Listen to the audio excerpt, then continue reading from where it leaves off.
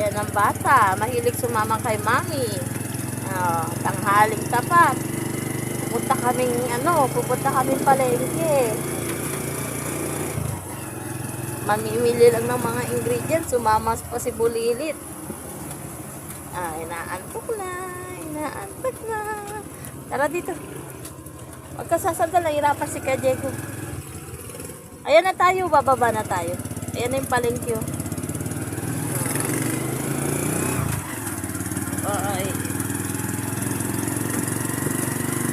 Meron na. Huwag kang sasandal. Nahihirapan si Kajeko. Yan, Kulang ang baby ko. Ang baby kong tahimik. Bakit may madana kaming ilog at may tubig?